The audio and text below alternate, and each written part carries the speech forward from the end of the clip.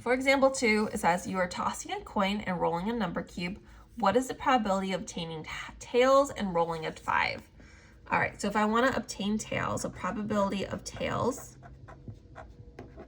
I know if I flip a coin, I have a 1 out of 2 shot of getting tails. And then rolling a 5, so probability of rolling a 5. If I roll a 5 on a number cube or a dice, I have a 1 out of 6 shot because there's 6 sides of a cube.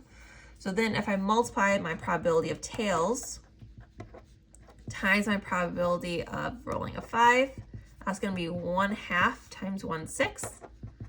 And I can just multiply straight across. I get 1 out of 12. And that would be my probability. Next one, there are 16 marbles in a jar, 5 red, 3 blue, and 8 yellow. What is the probability of selecting a blue and then without replacing the blue marble, selecting the yellow? All right, so there's 16 marbles total, and then I want to select a blue first. So there's 3 blue, so 3 out of 16. Then I am not replacing that blue marble. Okay, that blue marble's gone. So now there's only 15 in the bag. And then I want to select a yellow. Well, there's still 8 yellow. So those would be the 2 that I'm multiplying.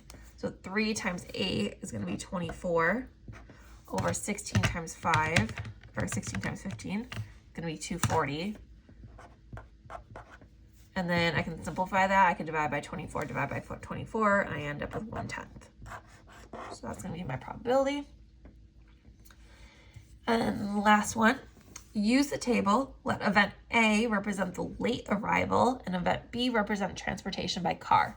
What is the probability of A and B as a decimal?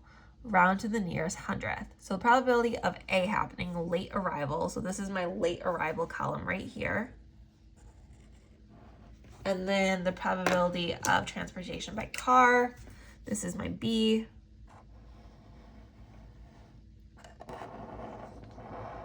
And we see the only place where they overlap is this area right here, the 48.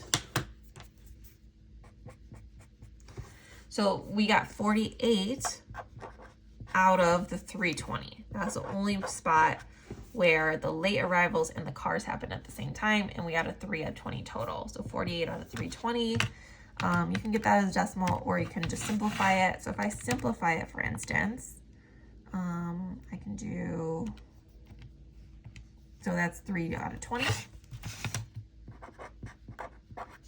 And 3 out of 20 is just 0.15.